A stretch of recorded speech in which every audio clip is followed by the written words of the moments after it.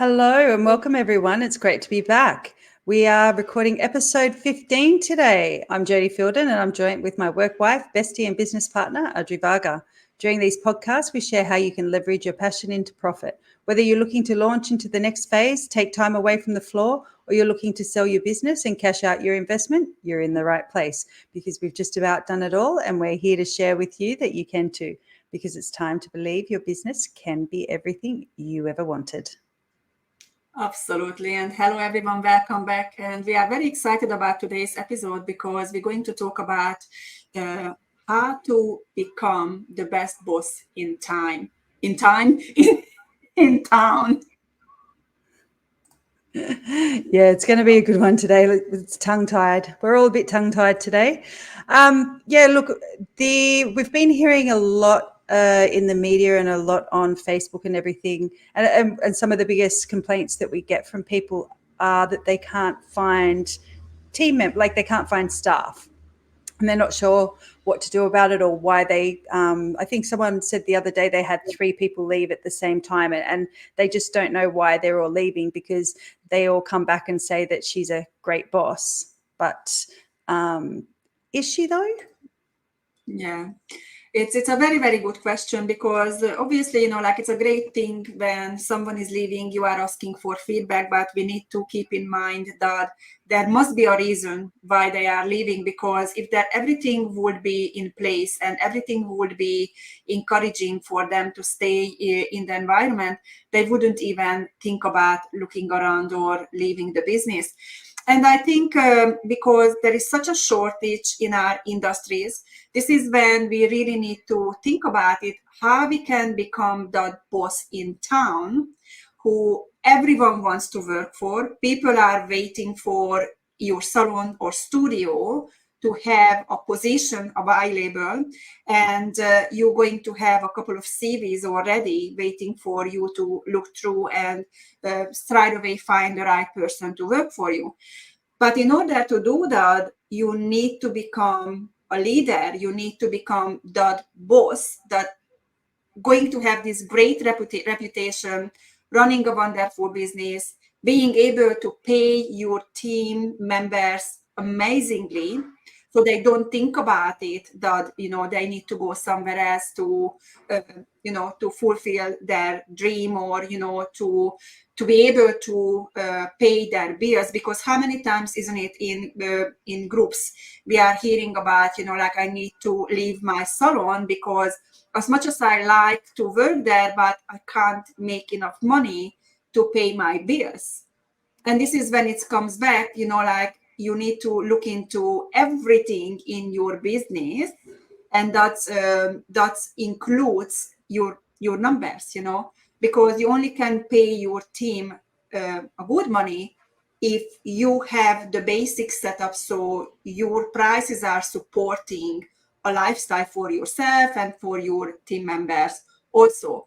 So this is a mindset which is not coming easily when we start our business, isn't it, Jody? Because we talked about it so many times that we start our business out of passion, not because we understand all the mechanics behind needs to work in order to run a successful business.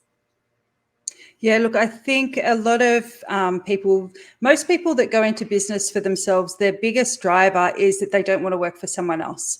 They don't enjoy the way they're treated. They, like you said, they don't believe they're getting paid enough. And all these things, generally it is the biggest driving factor is I don't want to work for someone else because they don't enjoy the experience.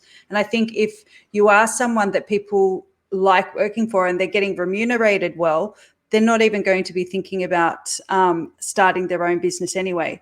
And that is unless they are really passionate about, like, they want to grow a business. So there's a big mix in between it. And I think the person that I was referring to before, that I heard her complaining, saying, everyone said, I'm lovely and they love working for me. My question is, well, why is it that 4 people have left consecutively?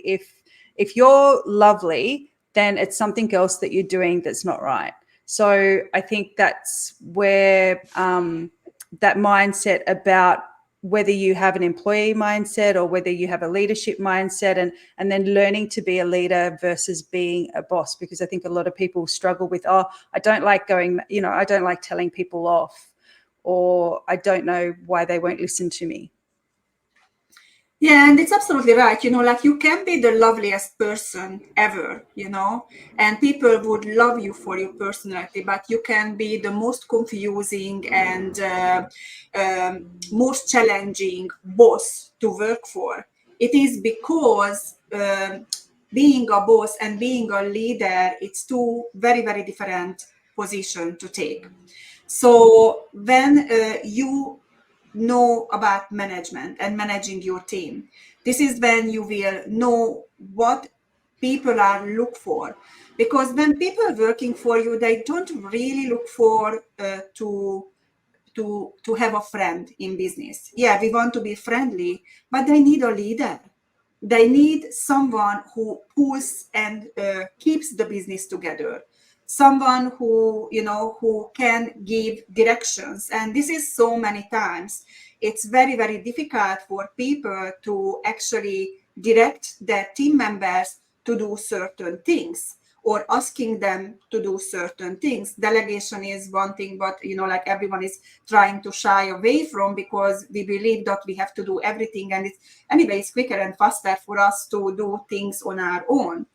But you can be the most beautiful person, but maybe your personality is not strong enough to be a leader, and your actions are confusing your team. And confused people, they don't like to stay in that environment. It's just like a puppy. I always bring up puppies, because I only have fur kids. I don't have like real human kids. But just like puppies and puppies, like what's the difference between behavior? It is a master or a leader versus to someone who doesn't know what he or she is doing. They could be the most loveliest people, but if the puppy feels that the puppy doesn't have a master to listen to, what happens? They try to take over, and it's going to be behavioral problems. And it's exactly the same in your business. So when that person told, like, I don't understand why they are leaving, it is because, you must be, and you are a beautiful person, but the environment what you are creating, it is because your own insecurity and not knowing what to do, it is actually making it very difficult for people to work with you. You were reading out just before. What was that quote? You had a quote that you were reading. Yeah, so this quote is something what when I'm teaching leadership, we start from here, because this is a quote from Murray Parker Foley, and I'm just looking at my notes. So the quote is the following: you have power with your team, not over your team. And this is exactly the difference between a boss and a leader. Because when you are a leader, you actually understand, involvement and working together with your team. It's almost like, imagine, like you are want to, climb a mountain, and you go first, and then you help all the team members to come, and you pull them up with you. You leading, but then you help them to actually get to the level where you are. But when you are a boss, the boss mentality is more overpowering. And this is when it goes and ends up being the power over manipulation, instead of, like influencing people and helping them to become, more. When you have a leaders are understanding, that there are different type of people we are working with in our business, and everyone has their strength and their weaknesses, and they actually very, very savvy about it to find those strengths and weaknesses. And leadership, we need to learn to become a leader, because leadership is psychology also. We need to have psychology behind, behaviors, and, understanding human behaviors. understanding body language, understanding the words, what they are saying, and everything else. And when it comes to bosses, they just want things to be done. They don't care how it's going to be done. There is, my way or the highway. And that can be very, very confusing for people also. Yeah, the boss, especially it's in the media a lot at the moment, the whole boss thing. So you see everyone saying, I'm a boss babe, I'm a boss this and boss that.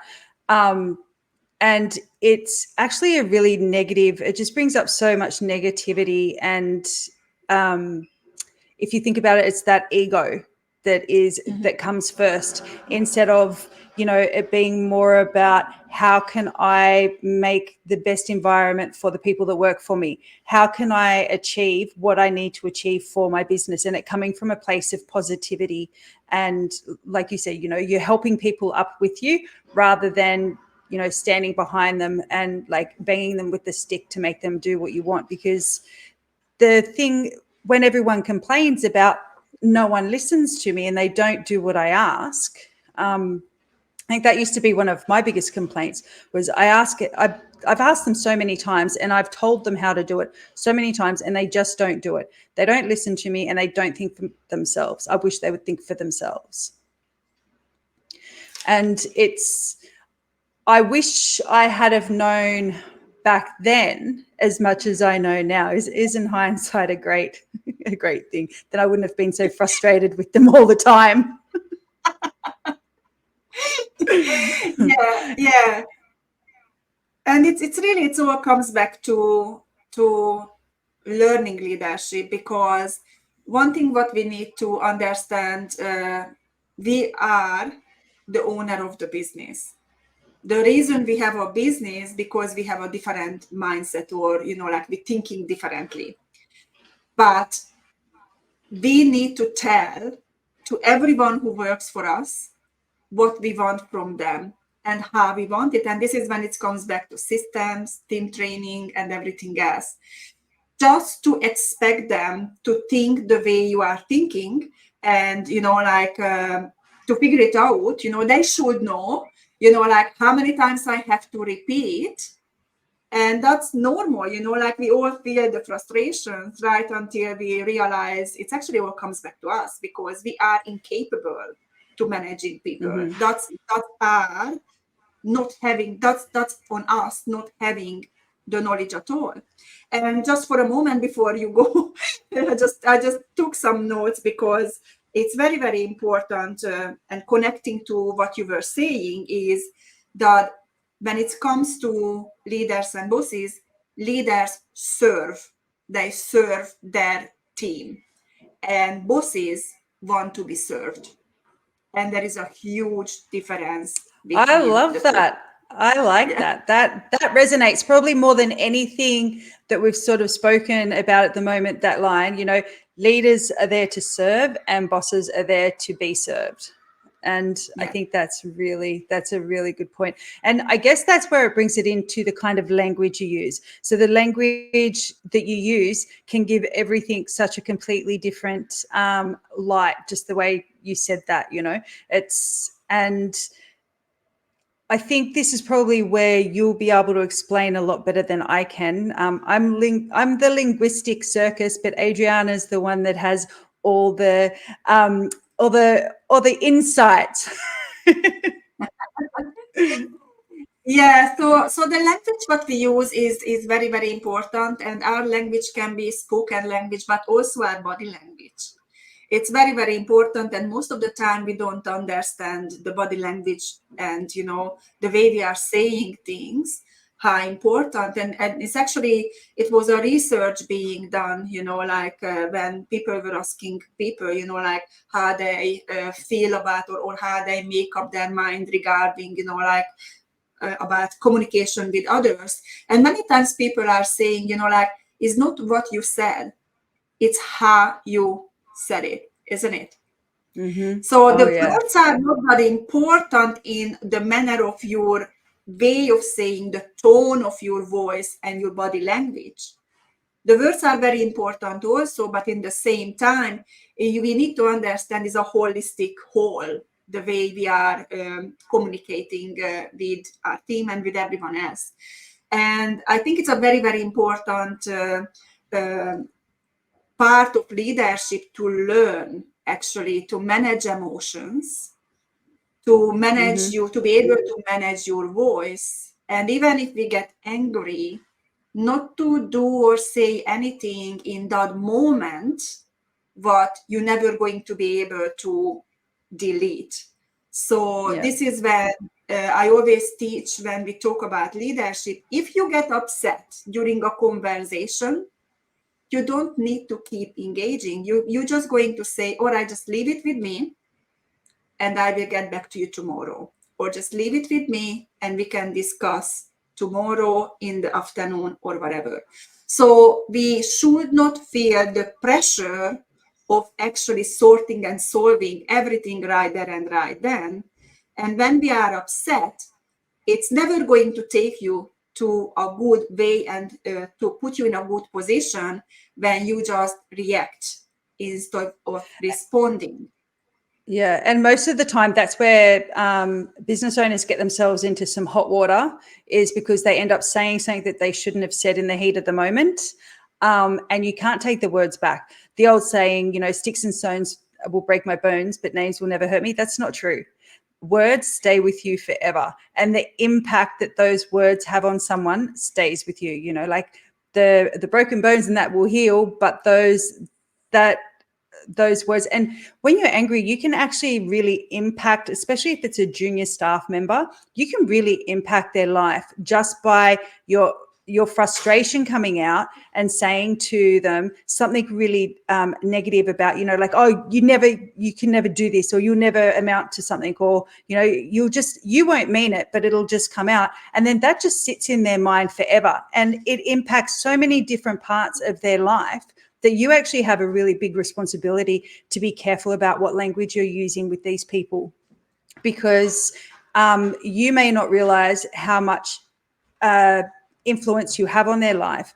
And when you do what you just said then about stopping the conversation and pausing, that actually also gives you your power back, because a lot of people lose their power because they get into an argument of this backwards and forwards, and they can't articulate what it is that they're wanting to say or what they're wanting to achieve. So they do give their power away. I'm banging my microphone here. So by doing that little, and I've got the dogs plonking around as well. So if you can hear that, guys, it's Rosie and Rufus trying to join in.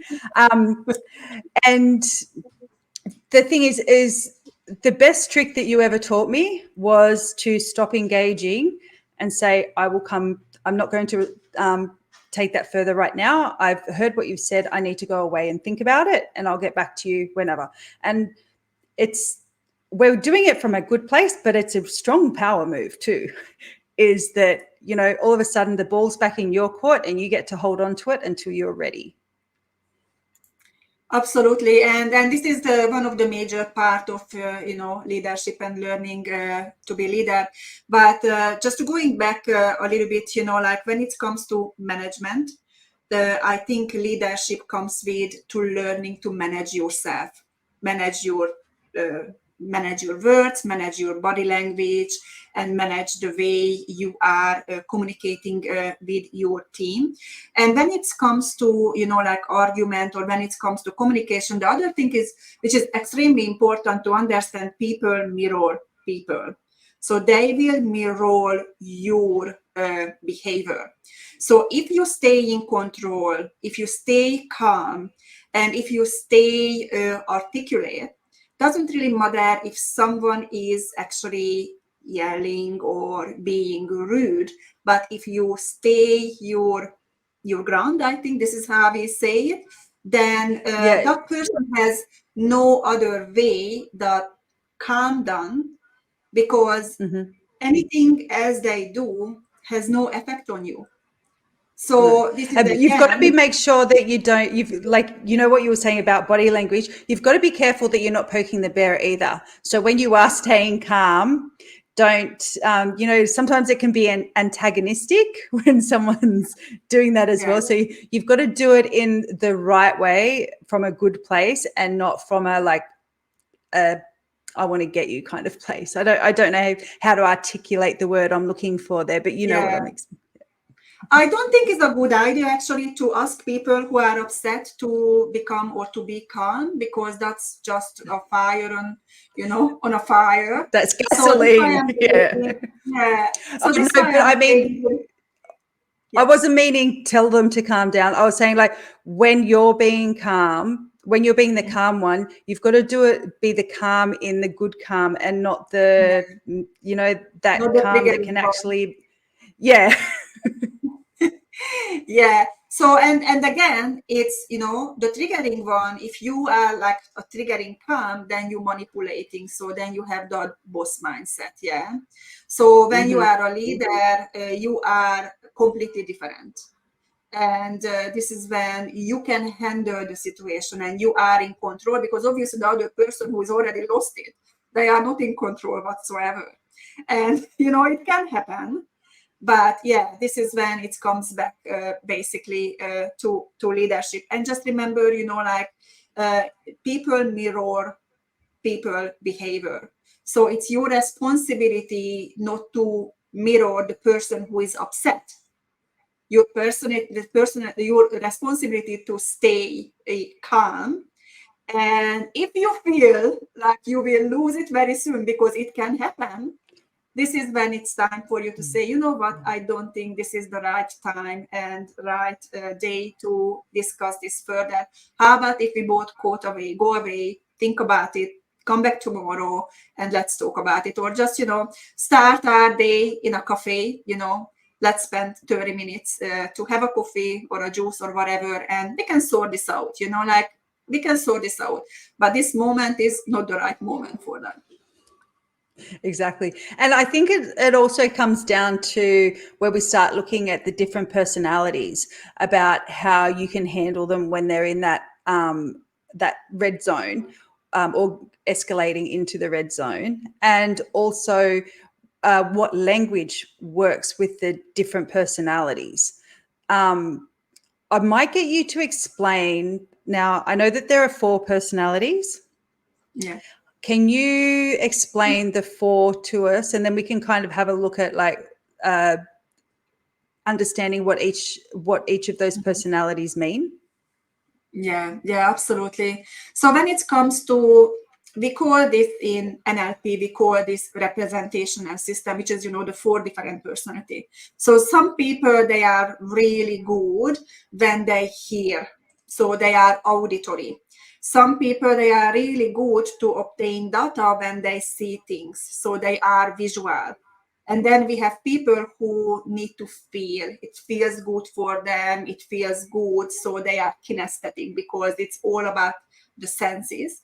And then we have the 4th, which is on auditory digital, when it almost goes back to self-talk. So auditory digital people, they need a lot of data, and they actually spend a lot of time talking inside in their head.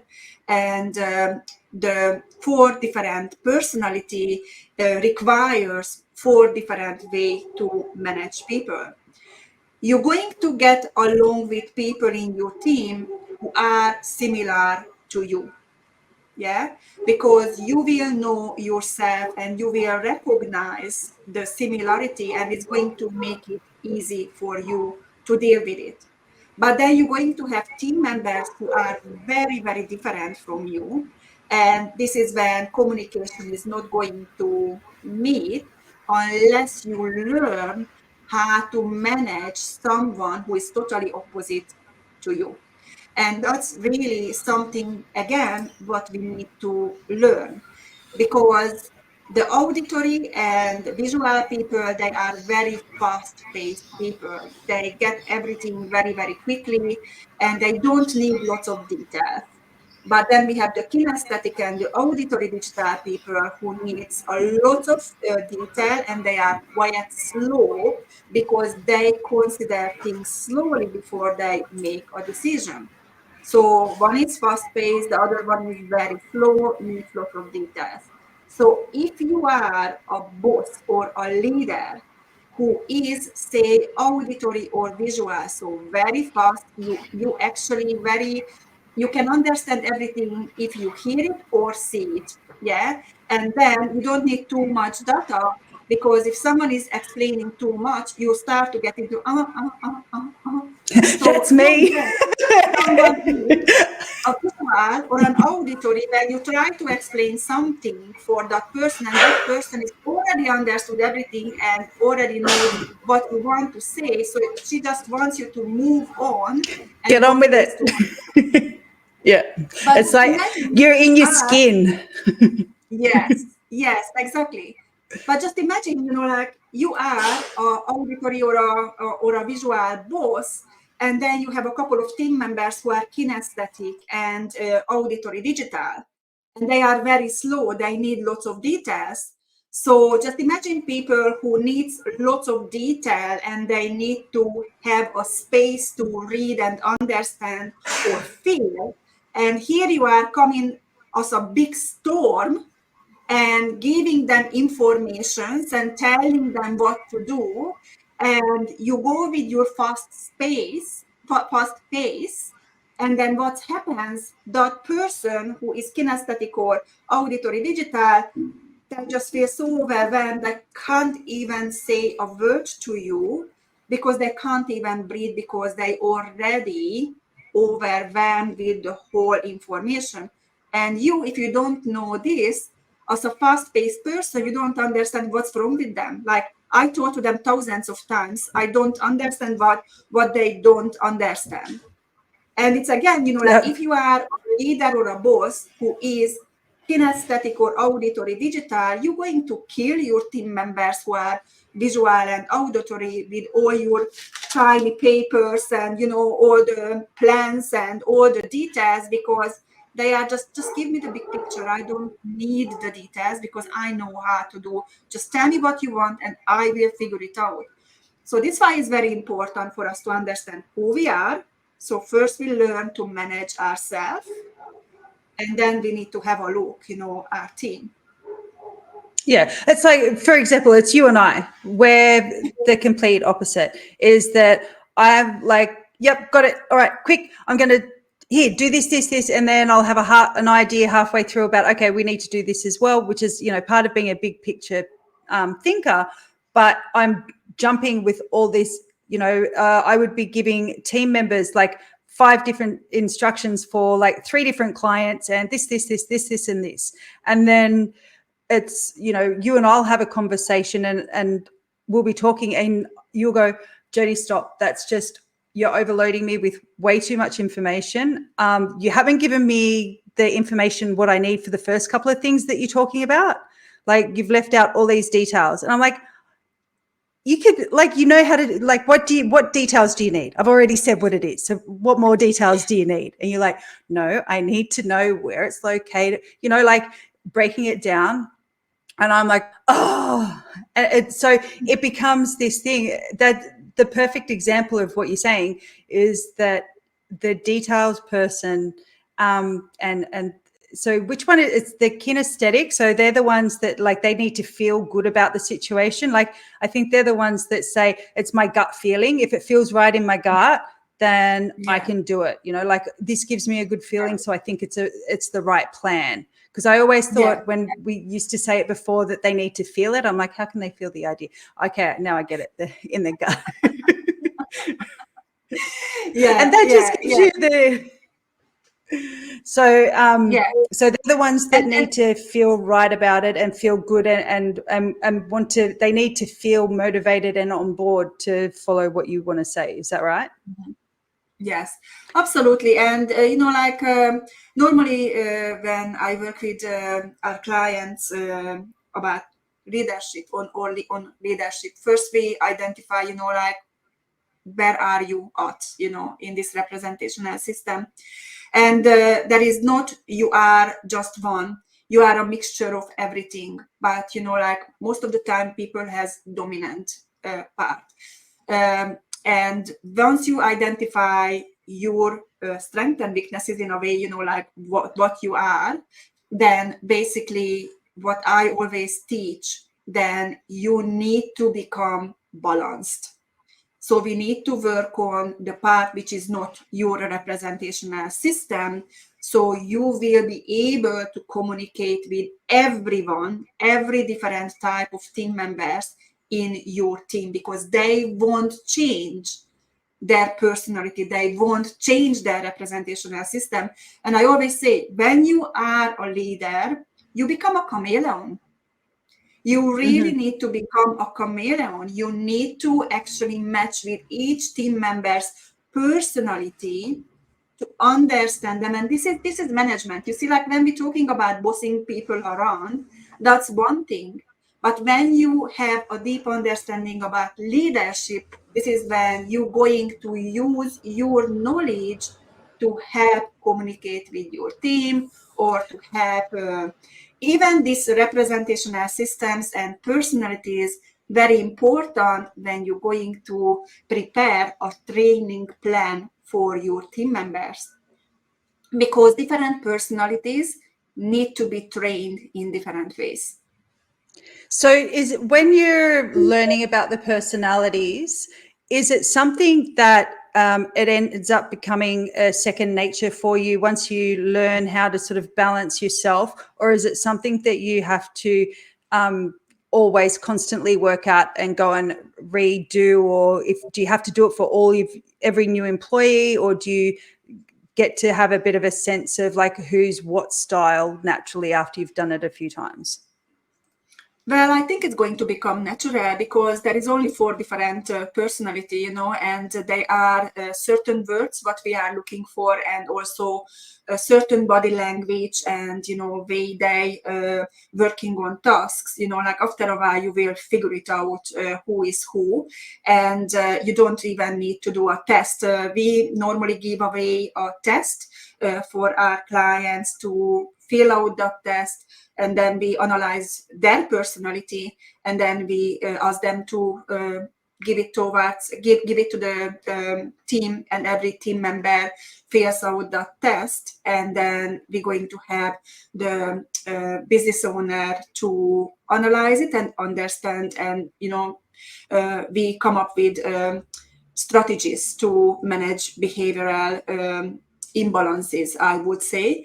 But after a while, like it's just second nature. And honestly, I believe, like 15 years ago, I was an extremely auditory digital person who needed so much data and so much detail. Me being a software developer, like details were very, very important.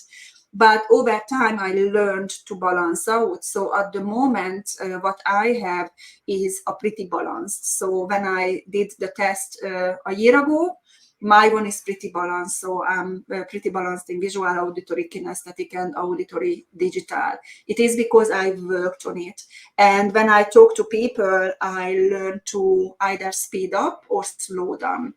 But in the same time, say what Jody brought up as a example, her really fast way of thinking and bombarding with information and switching from one subject to the other subject in 1 minute, 5 different subjects, it is overwhelming. So this is when I learned to say, hello, can you stop for a moment? And we need to, one by one. And that's teaching people to be able to say stop in those moments. Yeah.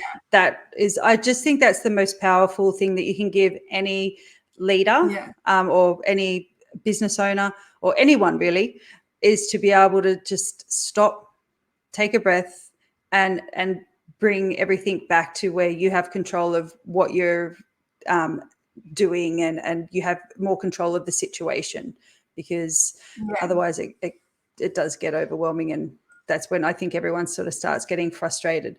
So I'm just having a mind blank.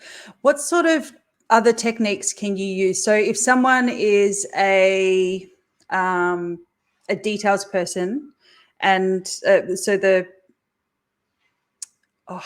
I'm the worst for these representational systems, because the 4 personalities. So I've got the fast 2, and then the feelings 1, and the one that needs the details. What are they again? The ones. Visual, auditory, Sorry. kinesthetic, and auditory digital. Do you Yeah. know how many years we've been doing this, and my little pea brain still can't get them all. I know the 4 things, but I forget what they're called. Yeah. When you're teaching people how to, if you teach people how to communicate with their different styles, what's the benefit from it? Like, what do they get out of it, other than things run smoother? But how? Yeah, so if you speak their language, then you're going to have a connection. If you don't speak their language, you won't have the connection. And once you understand the representational system, you can actually serve them better because you understand how you need to give that information for the team member. And just because the team member is not the same as you are, it doesn't mean that they are slow or silly or stupid or they don't care. And this is many times when we think, like, why they just can't think for themselves, or why they are not understanding. So once you understand this, you actually understand it's your responsibility as a team leader, as a business owner, to actually make sure you're going to drive a communication which is going to meet with that person's personality, person's representational system. They are not going to change. And it's actually not right from us to expect them, to jump out from their skin and come back to a totally different person, because they just there for us, or with us to work, together with us. But they don't need to change their personality. Management is managing different personalities and different behavioral problems if we have problems. And sometimes, we need to find ways how we can communicate that this is not okay, and how we can actually find a solution, and how we're going to go about it. But I think this one needs to be a subject to another I was podcast. just about to, yes, I was waiting to find a spot to get in there and say, stop, we're running out of time. And our next podcast is we're going to be talking about what we can do. So if you're complaining, then you're looking in the wrong area. So we're going to be talking about the leadership triangle and how to communicate effectively with each of those personalities. All right. Absolutely. Now, I've got up here on the screen, we'll have a quick shout out to our virtual retreat. Audrey, would you like to tell us a little bit more about that? Yeah, so we are running virtual retreats regarding pricing and fundamentals for your business, because what we realized is that to what most of the salon owners and studio owners are struggling with, it's actually pricing and paying their team or their staff well. So what happens, they just catch up or caught up in this catch-22 when they try to, keep people in the business, but the price is not supporting and people are leaving, people are upset. So our pricing retreat is all about for you to understand how to calculate your pricing right, and what makes your business profitable. And we're going to talk about how to do all this without feeling guilty, and also the fear of that someone is going to say something to you. And what we will do, and what we are doing in these retreats, we are providing all the tools, and that's including a digital calculator for you to keep forever. And you're going to walk away with using this calculator with your whole price list, and you finish your retreat, and next week you can implement all your new pricing. So what we're going to do in the 2 days, we're going to review your true break-even budget. We'll have a look at what's profitable and what's not in your business. We're going to help you calculate your prices based on your budget so that you can create your new price list. We're going to do some looking at outside of the box offers about how you can, when you're wanting to do packages and things like that, and how to price those. And we're going to look at how to implement your pricing increases. So we'll give you the steps on how to do it. It's not something that you just come in and one day just say, we're going to put everything up $5 or $10 this week and just do that whole sweep across the board. That doesn't make sense, and it's not going to help anything. So Audrey's going to teach you exactly how to do that. And she's also going to be touching on things about business owner stress management and self-care. And we'll have heaps of hot seats where we get to take feedback, and you can ask questions, and we're recording everything so that if you do miss part of the day, you're able to catch up. So whether you're in the US, the UK, here in Australia, over in New Zealand, you will be able to, if you miss it, you'll be able to catch up. And first thing in the morning for the UK and the US, we're actually going to go live an hour early so that you guys can jump in before we open the doors up for Australia. And we'll probably let the Kiwis into that earlier one too, because they're in front of us. So we'll open the doors up for everyone except for the Aussies to come in early.